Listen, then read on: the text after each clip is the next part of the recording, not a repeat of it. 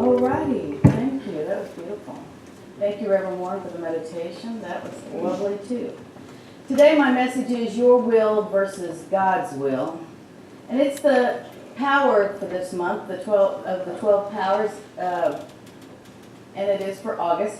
And through this month you might have picked up your little slip back there, and we had given out these magnets, at the first of the year for those to set in there like that. And if you didn't get one, and your first time, you might want to get one. They stick right, whoops, upside down. But they stick right on your refrigerator or anything metal, you can just pop them up there. But the little chart that we give out is actually kind of like a little summary of the 12 powers. And here's a few facts that are on that thing. Will is the ability to choose, decide, command, lead, and determine. The disciple is Matthew. He represents the decision-making part of the brain. The corresponding color is silver. The location on the body is the front of the brain. And August is the month for will. And the affirmation, let's say that together, please. I choose my good based on spiritual understanding. So today we're going to look at these aspects of will, and we're going to see how it works together with the power of understanding, and just get a deeper sense of the power of will. And if you remember, Mindy and her friend made these banners for us that represent the 12 powers, and Jessica and, now I forgot your sister's name. What's her name? Jersey. Yeah. What color? Which one of these do you think is the one for will? The silver one? Is it the silver one? Yeah, it is. The silver banner represents will. So, but first we're going to affirm together our statements of truth. I am a child of God. I am deserving of good in my life. I am accepting my good now. Well, I love the descriptive words for the power of will. It says the ability to choose, decide, command, lead, and determine. And we start with that ability to choose or decide. And I get this, but because I'm a person that easily can decide something, I can just go in there and choose and be good with it. However, there's a lot of people who have problems making decisions, don't we? Yeah. Sometimes you kind of have a tough time trying to make a choice about something or deciding what to do next. And what about trying to decide what to eat? How many people have an issue with that? Or you get with a couple of people and you say, okay, let's go eat somewhere. And it takes you about 20 minutes to maybe come to the conclusion that you first came to when you decided which restaurant to go to, right? But you have to go round and round. And then, there's always those friends, too, that can't make a decision, and they say yes maybe one moment, and then no the next moment, and they just wishy-washy back and forth. Anybody got friends like that? Yes. And it's like when somebody says, they'll be right along with you. You'll make a decision. They'll be right along with you, and then all of a sudden, some other friend comes up and says something, and they're right along with them. Right along with them. And you're sitting there going, wait, you just contradicted yourself because you were right along with me a minute ago. We have that happen all the time. And the thing is, I feel like when people do that, it's because you need to explore the power of will. You need to have a deeper sense of what will really means in your life. So, when we jump around like that, we know that we're no longer in the mode of the 12 power of will. And what we might be experiencing in our mind is the counter power trying to help us balance this out. And that counter power is understanding, believe it or not. Will and understanding are both in the forefront of your mind as far as where your body part is. And we have to use them together in order to find the balance. You see, because will is the directing power of the mind, and understanding allows our mind to be receptive at a spiritual level. So our will take off in one direction, all of its own, if we allow it, taking us down this self-centered road, or it can allow us to align with a pathway that aligns with God. And understanding, when not used properly, can leave us in the background kind of confused, in that wishy-washy state, or not being able to make a decision. But if we use it correctly, it can open up a pathway of spiritual acceleration. We all know what happens when we head down a self-centered road, don't we? We get that dust of confusion in our face because we're making it all about us, aren't we? We end up not listening to anybody else, and we think no one else matters because we're on that self-centered road. In fact, we can get into the mindset that we haven't done anything wrong and we are right and everybody else is wrong, and by golly, they are doing that against us. Anybody ever go there? Yeah. And you know what? All we're doing is playing around in this whirlpool on the pity pots, trying to flush everyone down the drain, and when it really is all about us and what we are choosing and what we have decided for ourselves, which is not through the power of spiritual understanding. It is all about our own will at that point, isn't it? We haven't taken any consideration of anybody else. So it becomes our own misunderstanding. The other thing that can happen when we come from this approach is we get obstinate, don't we? We make our will the only one, and everybody else is wrong, and we are right, and yet we're still not in balance with the idea of will or the idea of understanding. And then, of course, there's that whole thing about aligning with God's will, you know. In our subconscious mind, we might think that we have to beg God to change the direction in our lives as if God is controlling the outcome. Anybody ever do that? You think, oh God, please just let me do this the right way. Let me lead down this path. And then, you know, you see the ice cream over here and you go ahead and go for it. You know, whatever it is. You know, but you're begging at one point, God, lead me down the right path. God, you can make it all about me and help me. And then we don't, do we? Because you know why? That's silliness. It's not about God's will over here or God's will over here or God's will is this little narrow path.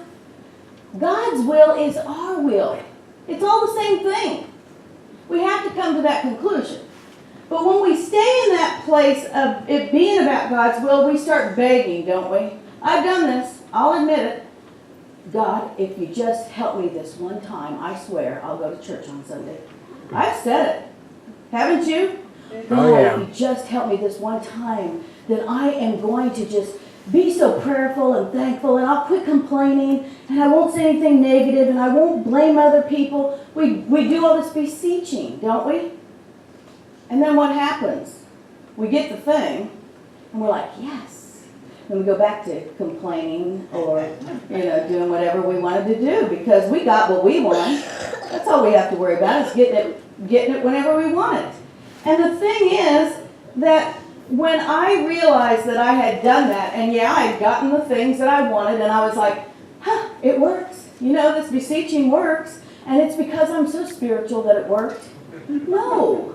You know what it is? It's because we know that in our heart of hearts, in our soul, that we deserve the good.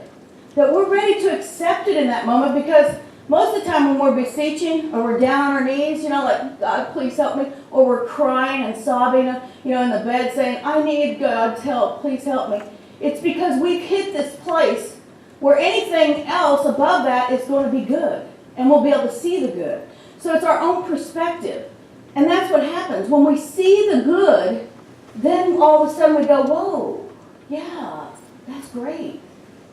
But the good is here all the time. It's us making the choice to be on the pity pot or not. It's us trying to make it all about us and whether or not we're right or wrong. And all of that is still all around us waiting for us. And I think it's the awareness, again, the awareness that we've been talking about over these last, I don't know how many weeks now when we were talking about the spiritual growth. But it takes our own awareness of our spiritual growth in order to unfold that highest good. You see, God is perfect all the time. And from divine mind, from God, our thoughts come through us, through the superconsciousness as good. It's all that way all the time. And when we understand how pure and perfect each and every thought is, then we know that all of our thoughts and actions can be aligned in this perfection, don't we? And if we don't understand this truth, we will find ourselves with conflicting thoughts and actions. Our actions will be saying one thing, we'll go for the ice cream or, go back to doing whatever we did before we begged. But our thoughts will be saying, hey, you made that promise. You said you're going to go to church. You said you're going to pray every day. You said you're going to change. And those thoughts are going to be there even though our actions might be doing something else. So the power of will comes in because what does the power of will do? We get to choose, we get to decide. And so when we align that power of will, it's easier to make those choices that align with our spiritual growth. Now, sometimes people think of will as being a subservient thing, don't they? The subservient dimension. And they call everything that happens to them that is bad. Now, how many people have done this? That's God. Yeah, somebody said, that's God's will. Something happens and you call it bad and you say, well, God wanted that to happen. Excuse me, that's BS. It is. Because God doesn't do bad. God only does good. So anything that we label bad, again, is our choice to label it bad or to decide whether it's good or bad. And we all have been there. We all know that no matter what has happened in our life, after the fact, we can look back and go, well, that was horrific at the time, but I really learned a lot, or I've really grown from that, or now I'm in a new place and I look at that and I think, that wasn't even me. That was a different lifetime ago. I know I've probably had about 8 lives already. I look at some of the things that I did in my past and I'm thinking, who's that person? No, that's not me. And that's the truth. So we have to know that the bad is not bad. Let's see because we know the truth, which is God's will is only good. Right? Can we agree to that? Yes. Yeah. And when the bad things happen, maybe it's because we have forced our will into the situation, or we haven't aligned with the power of understanding, with the power of will to find that balance. And another aspect we can use in this, though, is the power of imagination. You see, the power of imagination can be the fulcrum for will. You've seen like a board, and it's balancing like on a triangle. Well, the point of that triangle is the fulcrum. So you've got will and understanding, and you've got imagination as that point. And here is the diagram that Fillmore came up with of where each of the 12 powers are located. But if you look up here, which is kind of hard to put them in the right dimension, but will and understanding are up here on both sides of your brain, and then understanding is right in the middle, and some people call that the third eye. The idea to be able to see something that isn't there, the idea to be able to see beyond something, which is really powerful to make that the fulcrum for your will and understanding, because no matter what happens, we can turn into that power of imagination and see it as something different. We can open up to seeing the good, no matter what is happening, no matter what. It's easy to jump on that pity pot and start crying and saying, poor old me. But at the same time, if we stay in that balance and use the power of imagination, then we can see that the highest good is coming forth. I have to say this about Aiden, having him in our lives. At first it was just like heartbreaking that, what had happened, and that we had him and Grace was gone, his mom, our daughter, and to think that she could leave was heartbreaking. As a mother, I don't understand. And yet, I had to go to that power of imagination and say, what is this about for me? What is this about for baby Aiden?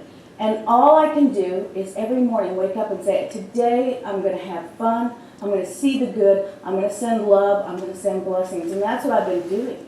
And it changes everything. Will and understanding come into balance, and there's no judgment. There's no, my heart just opens up, and every day I send her a text, about how much I love her or how she's a blessing in my life. All of these things, because I know that is the truth. And that is the truth within her, within me, and that's what I need to focus on. I need to always use the truth as my fulcrum. So, we find the balance. We find where it all comes together. Let's see where I'm at. So, these three powers come together, and the definition, when you look at what I defined will and understanding at the beginning about, when you combine those definitions together, you can easily see how they work together when we say that will and understanding are opening up to be guided on the accelerated pathway aligned with God. Now, who doesn't want to be on that? I do. Don't you? Yes. You see, it is about being on that pathway. And the other point you have to remember is it's not about giving up anything. You know, sometimes we say, oh, well, you know, I want it this way, but I'm willing to give it up. You know, like we're giving up our will to live. Well, you know what I mean? We can go to the drama zone. It's not even about that. We don't have to give up anything if we're following the will that is ours and God's together. You know, in fact, what can happen is when we look at this balance and we find this balance within ourselves, we gain freedom. It is. It's freeing. Because you're no longer looking at all the situations. You're looking at the truth. That truth I was talking about for the fulcrum between understanding and will. And it's not a lessening of who or what we are either. People tend to think that if I give in my will, then I'm not going to be as strong as I need to be. No, we're not saying lay down, let somebody beat you up or walk all over you. We're not saying that. There's no lessening of who you are. You are a spiritual being on this earth, and nobody can take that away. Nobody can change that. Nobody can move you from that place. That is aligned with God's will. That is expressing from that spiritual being that you are. And no one can do anything to veer that path. And it's that awareness of that that deepens that spiritual understanding and moves us into this positive place. And it doesn't just benefit us when we move into that positive place. It benefits everybody around you. Because I'll tell you what, who wants to be with somebody who's a naysayer? Not me. I always tell the kids when I used to teach youth church, I'd say, okay, you go into the classroom and you got some kid over there that's like complaining and putting everybody down and all that. Then you have somebody in the room that's having fun and laughing and, you know, enjoying life. Who do you want to hang out with? Who do you want to be friends with? I want to be with the happy person, don't you? Yeah, because who wants to be with the naysayer? Nobody. So what we do is we just stay on that path of just being in that place of thinking and speaking in that positive mode. And the next time we end up in a situation where we are, you know, judging, or we have said something negative to somebody or whatever, all we have to do is go to that person and say, hey, you know, I think I might have said something wrong here, and I just want to apologize because I behold the Christ in you. And it doesn't have to be that one person's right or one person's wrong. It just has to do with an awareness, a spiritual understanding that realigns your will with God's will, which is going to, the good is going to come rushing forth. I believe that so then we can look before we leap. And I believe our mistakes are made because we allow will to overpower understanding. I thought this cartoon was funny because, you know, we call mistakes missing the mark. But I thought it was really funny because when your will takes over, you can't even find the mark, can you? No. I mean, it's so amok that it's just crazy. But understanding is always there, underlying it all. We don't have to go to the chaos. We don't have to go to the craziness. We just allow our will to guide us. Think about little kids that pitch a fit. I know none of you pitch a fit. But you know, you see these little kids pitching a fit and they just start screaming and hollering and their bodies tighten up. I mean, even little baby Aiden pitches a fit sometimes. But, you know, especially 2-year-olds that go through that terrible thing. But they just tighten up and they just scream and holler and they're trying to make it all about them. And then something happens and all of a sudden they just totally relax and look at something else. And then they go back to pitching their fit again. But you see how that when we are trying to force our will, how it even affects our bodies. Even in little kids, they show you that if you're trying to make it all about you, and you are tightening up something within your body. And if we can allow that to let go and purge all that idea that we have to make it about us, then our bodies can be healthier.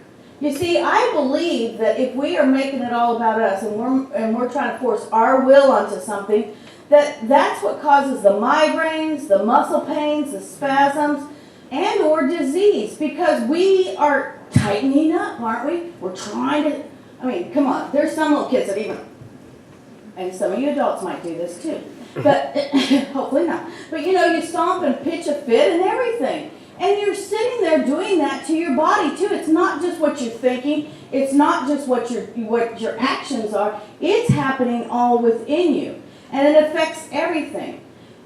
That part of it, when you tighten up your body, is affecting your body. Your mind is being affected because you aren't having the thoughts that align with your spirituality. And that can lead to anxiety and depression and anger issues, or even revengeful thoughts. And who wants that? Not me. I don't ever want to be seeking revenge on somebody else. So we must surrender our will, but not in the sense of submission.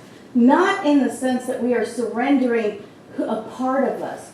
But what we're doing is surrendering to the divine idea of will, which is a great blessing, which is a perfect alignment with all the divine ideas of God coming in and through us.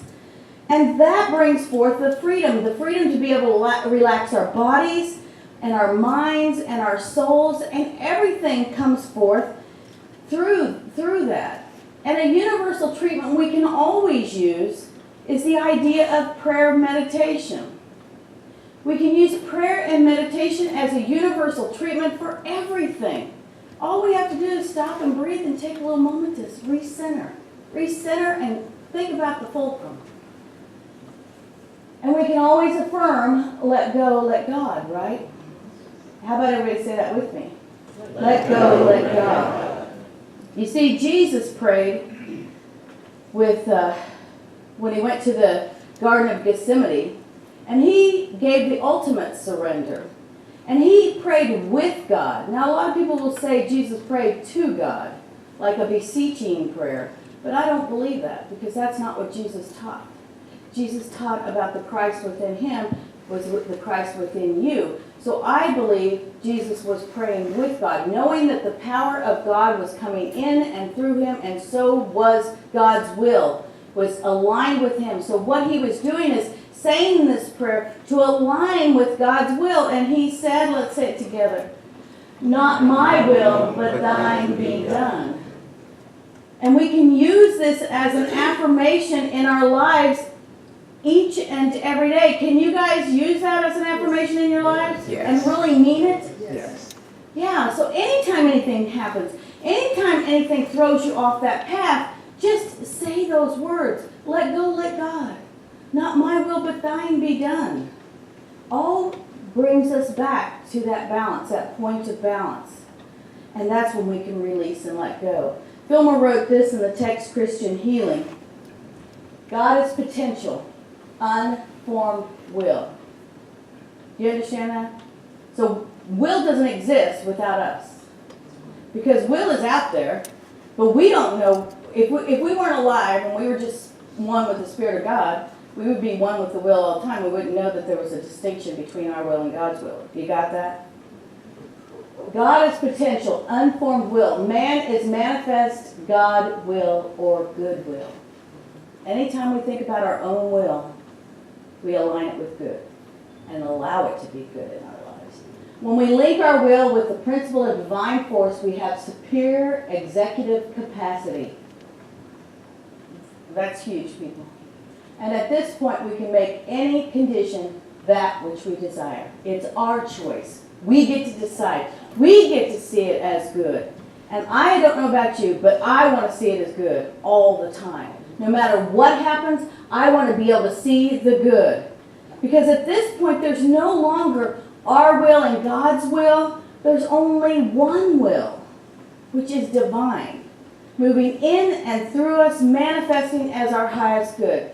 Thank you for being here today. God bless you.